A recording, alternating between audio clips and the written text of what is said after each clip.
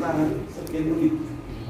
Kalau tidak dilatih, kalau tidak dilatih, begitu start, dia cabut, lari satu putaran langsung pingsan. Nah itu, ya psikotes bagaimana cara mengerjakan tips-tips psikotes. Psikotes itu menggali kemampuan yang ada, tidak perlu dipelajari, tapi ada tips-tips yang harus.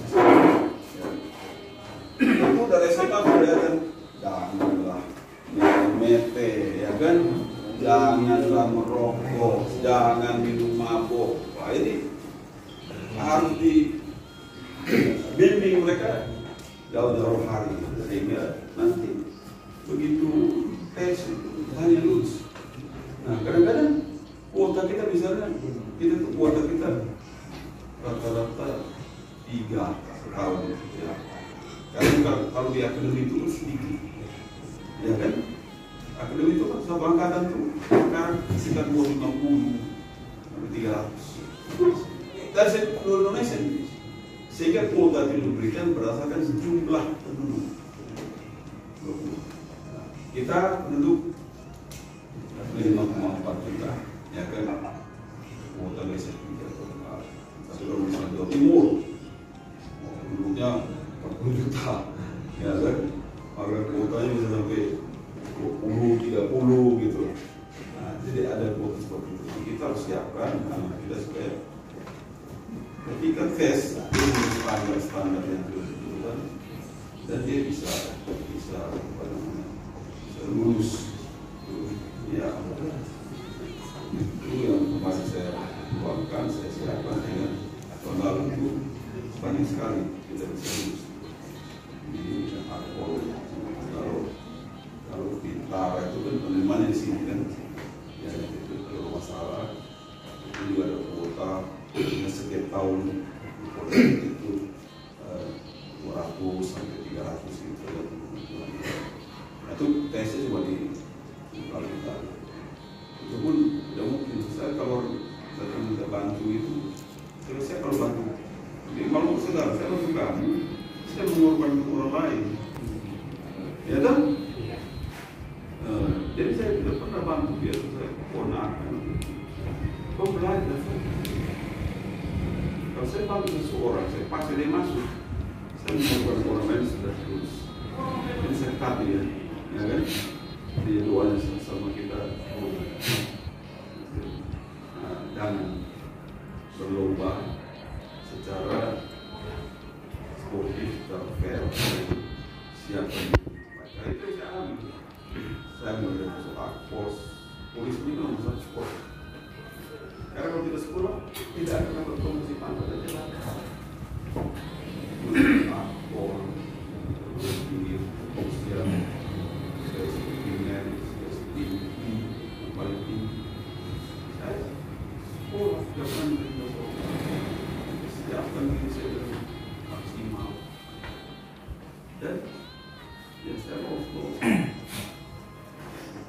Jadi itu komitmen untuk meningkatkan kuota itu tentu harus dibarengi dengan juga kesiapan putra-putri kita. Ya hanya pendiri dengan baik sehingga bisa meluluskan tes. Ya, tapi kuotanya 3, tapi tidak ada yang memenuhi kuota. Nah, ini pernah terjadi. Pada tahun-tahun tertentu kita kirim 1, karena kuotanya 3. Nah, tahun itu kita dapat banyak. Sebagai kepala daerah tentu juga punya kewajiban untuk menyiapkan dan memperjuangkan itu di Mabes, baik Mabes TNI maupun Mabes Polri. Ngomong saja tidak sulit, ngomong atau surat itu kan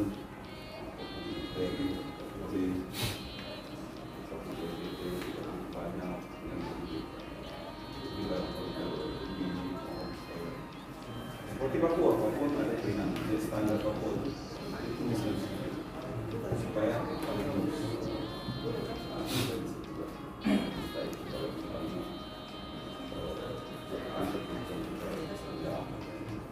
ini perlu ada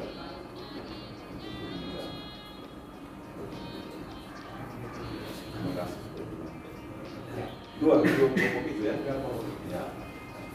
Terima kasih. Dari aspek politiknya, mungkin nanti kalau ke depan masyarakat percayakan dari sisi politiknya. Ya. Terima kasih kalau saudara dialog melalui ya. Yang bawah sebenarnya ya juga. Dari bawah sudah seharusnya ya. Jangan digeser sisi dialog, desa sudah ada lain. Selesai berarti bersih itu begitu. Jepang ini kakalan lagi. Siap kakak. Oh, iya. Nanti bekerja keras. Betul. Baik Pak Joni, terima kasih. Itu makin soal makin asik. Sehingga teman-teman dari Despikan juga ada satu dua yang ingin menggali lebih dalam lagi. Soal hari ini Masih lagi ada 2 hari kan. Ya. Baik, Pak. Pasti saya persilakan. Kira sedikit saja Pak. Ya. Ini aku semakin singkat.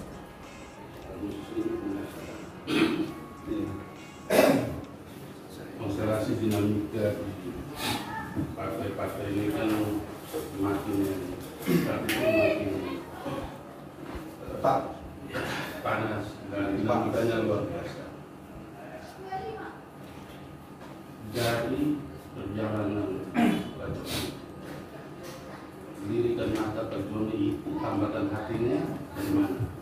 Tentu dinamika akan didiskusikan di dalam partai-partai yang ada. Tetapi sebagai seorang calon gubernur, minimal ada sebuah keputusan hati, ruang hati Pak Joni terpikat kepada siapa untuk wakil gubernur, supaya kita juga diskusi. Ya, kami enak dengan sampai merespon. Itu saya ganggu saja. Saya ganggu saja. Jelasnya pancing-pancing itu. Ini silaturahmi. Barangkali tidak lama, tetapi Pancing-pancing. dari pertimbangan basis geopolitik, mapping wilayah dan kantong suara dan sebagainya itu yang menjadi pertimbangan. Dan ini saya berharap dengan Kapolda. Ini soal strategi dan seperti itu jangan ada ikan berenang.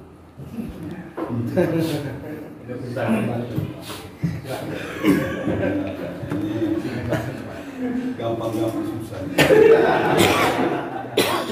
Berat-berat ringan ini. Saya juga panggil kakak Joni sudah. Pelannya seragam. Iya. Sangat bagus, sangat menarik. Mungkin dua itu kita posisi yang kedua. Setuju itu. Dua orang dulu supaya kakak Joni bisa menjawab mewakili gubernur. Saya persilakan. Iya. Oke, jadi yang pertama ini masalah human trafficking ya, tindak pidana perdagangan orang. Ini tentu menjadi satu atensi ini masih juga dalam program kita. Ya. Ini salah satu hal yang akan menjadi fokus perhatian saya karena tenaga kerja kita yang di tempat ini bagian dari sebuah program pemerintah untuk kesempatan warga negara tersebut bekerja di luar negeri, tapi melalui jalur yang benar. Namun demikian ada juga yang melalui jalur yang tidak benar, atau jalur gelap, atau melalui perdagangan orang yang tidak trafficking ini, dan itu korbannya itu setiap tahun itu rata-rata 90 orang yang meninggal dunia setiap tahun, hampir tiap minggu. Berarti hampir tiap minggu itu satu meninggal, satu meninggal. Waktu saya Kapolda itu kita cukup bekerja keras untuk bisa mengurangi angka ini. Tapi kembali lagi, itu untuk kerja publik itu harus kerja terkoordinir secara rapi dan masif. Kita tidak bisa mengandalkan 5% saja. desa, tokoh-tokoh agama, aparat hukum, ini semuanya tokoh masyarakat, tokoh adat. Ini semuanya harus sama-sama bekerja secara terintegrasi, terkoordinir, dan terkontrol. Karena sistemnya begini.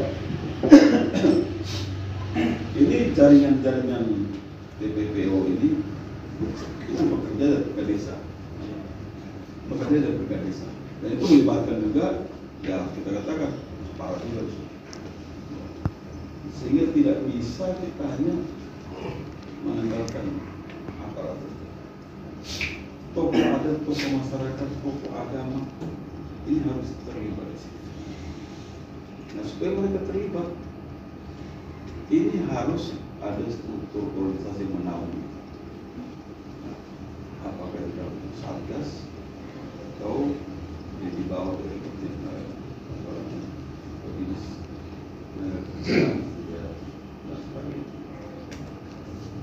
Memang kemarin itu ada satgas, tapi ini perlu tergenjot lagi, karena di atas bawah ini tidak ya. Di situ kita punya babinsa, kita punya kepala desa, kita punya delta, ini semua harus kita mobilisasi, kita arahkan, kita bisa sama-sama menanggulangi. Karena ini kembali lagi kita masalah ekonomi, ya. Mereka terdesak dengan ekonomi, kemudian ada pihak lain yang datang dengan iming-iming pekerjaan, gaji besar, ya kan? Datang dia langsung kasih 5 juta dari orang tua. Orang di kampung belum pernah lihat orang berjuta. Bapak punya anak, kita kasih kerja di sana, gaji 1 bulan 10 juta. Mungkin enak di sana, pokoknya kita jangan semua. Orang di kampung kasih duit, percaya saja. Begitu sampai di sana, berangkat dengan keadaan unskilled, tidak punya kemampuan. Mungkin masak pakai kompor gas pun belum pernah, setrika pun belum pernah. Sampai sana kerja jadi pembantu rumah tangga. Ataupun kalau yang paras-paras agak bagus, kerja di kafe-kafe, ya kan, di klub malam.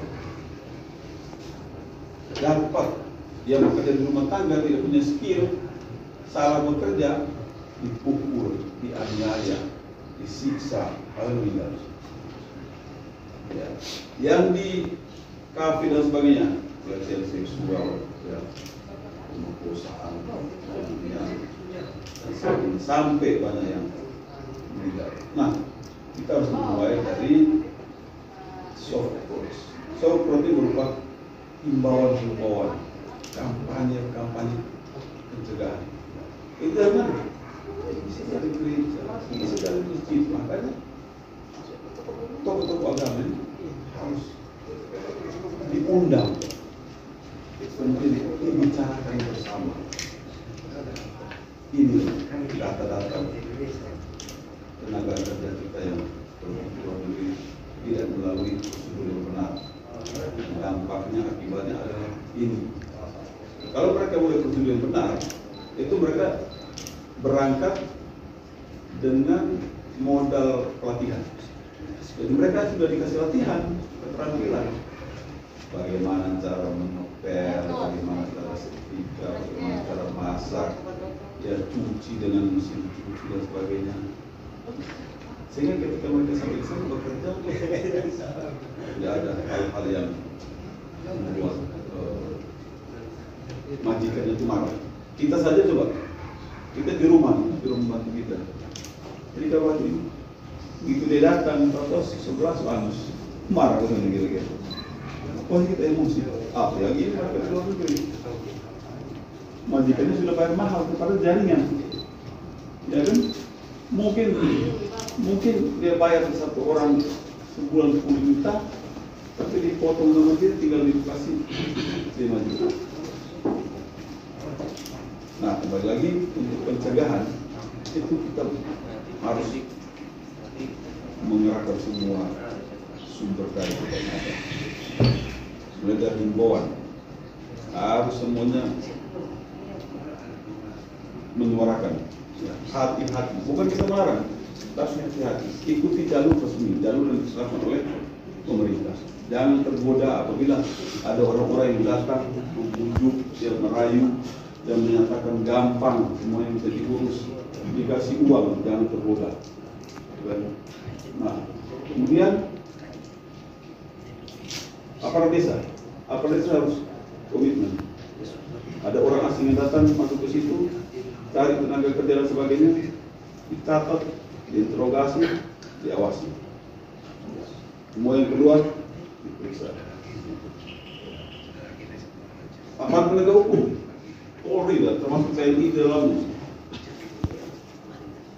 Awasi di pelabuhan ataupun di bandara-bandara. Ya. Ada yang mencurigakan, tahan, interogasi.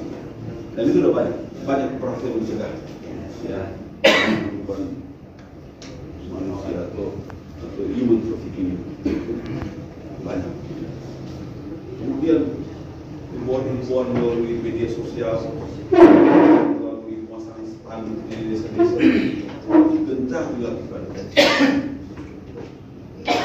Mulai penegakan hukum yang benar, yang tegas, koordinasi dengan apa namanya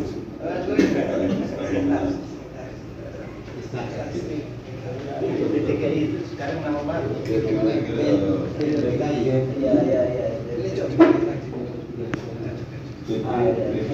Biasa dong. BP3 Badan Pelayanan supaya ada pelayanan penyiapan dan pengiriman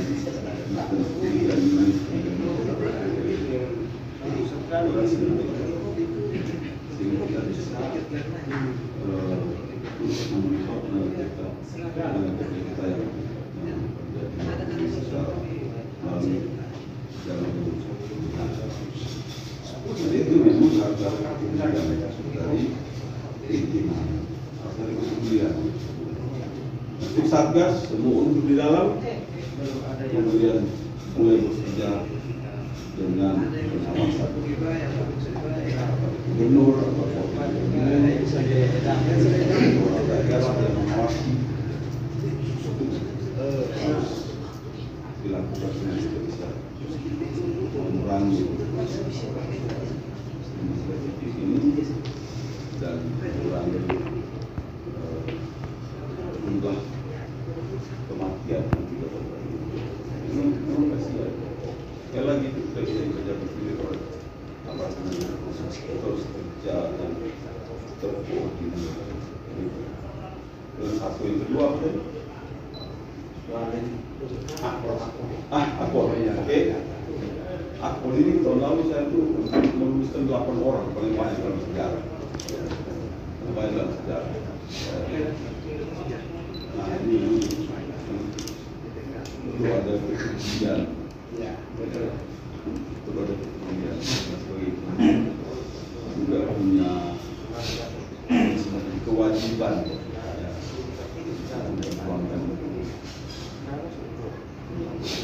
ya Kuota standar lah ya. ada kuota di daerah juga punya kuota ya. Tapi juga ada standar yang harus dipenuhi. Nah, kalau memang perlu juga penyuluhan ke sekolah-sekolah dari misalnya Polda, Polsek, Negara, Tamal, kemudian sekolah-sekolah.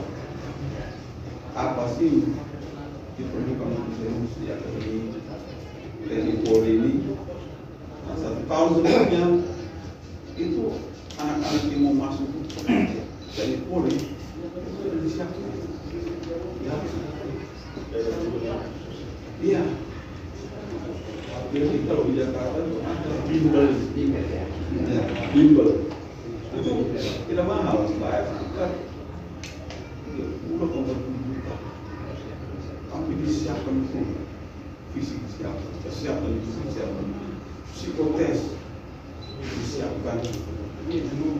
Semua orang yang disiapkan. Dan itu tinggal urusannya itu 80%. Ada membakar anak-anak rural di pusat itu, bakteri oleh anaknya sebelum masuk itu dulu.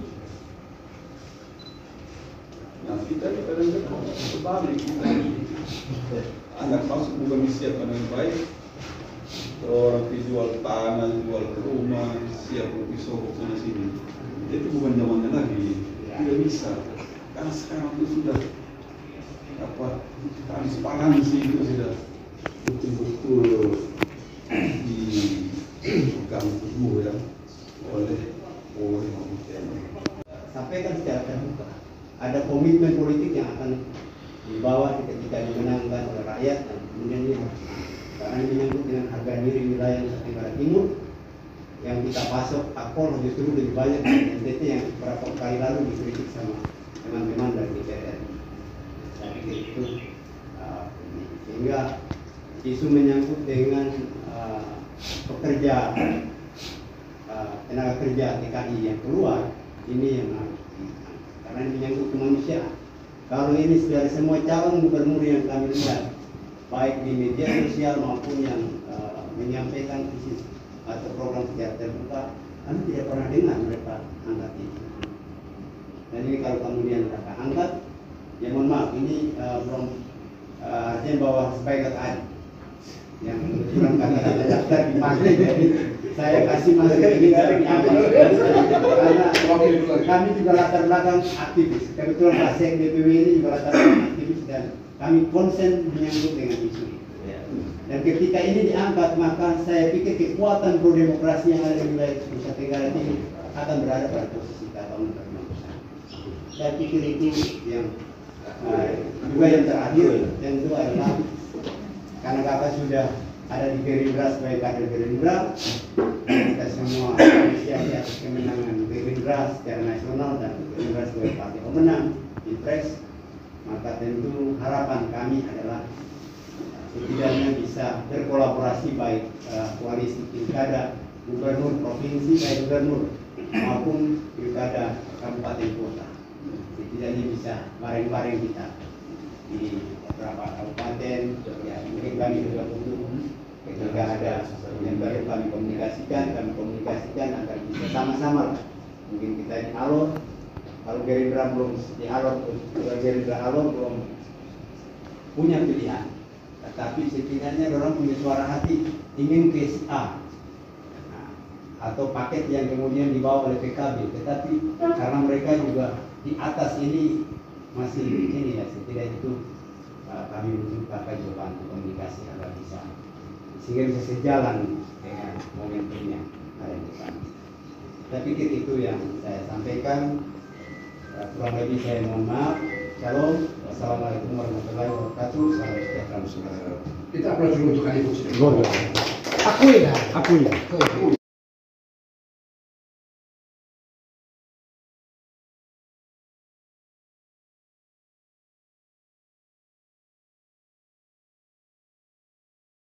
Harus ke 27 turunan itu sudah. Ya, kami menunggu Pak Joni ya lama ya, kami jadi bingung. Ini kan ambil paling pertama. Formulir dia ambil paling pertama. Beliau tuh. Iya. Kami pikir sudah tidak jadi. Sudah jadi data mendaftar, kita mau closing dulu. Jadi mana masuk? Jadi closing statement ya bahwa pertama saya berterima kasih kepada PKB yang menerima saya pada sore hari ini, dan harapan saya PKB menerima saya sebagai calon gubernur dan bersama dengan partai koalisi yang lain mencalonkan saya secara resmi melalui PKB dan koalisi partai yang lain. Itu closing statement. Ketua, terlebih dulu apa yang harus disampaikan kepada beliau? Yang pertama, terima kasih karena Pak Joni sudah memilih partai PKB fokus di dalamnya. Yang kedua, kami dengan hati terbuka menerima Joni ketua Partai Kebangkitan Bangsa, dan kita akan berproses lebih lanjut. Prinsipnya di PKB semua sama, semua setara, semua kandidat dan kalau kami akan memastikan sama semua, kami akan membawa. Kalau tidak ada halangan adalah minggu depan kami akan mengantar seluruh berkas ke Jakarta. Lalu kita mengusulkan untuk UKK, selanjutnya nanti akan ada rekomendasi dan proses selanjutnya. Terima kasih. Terima kasih.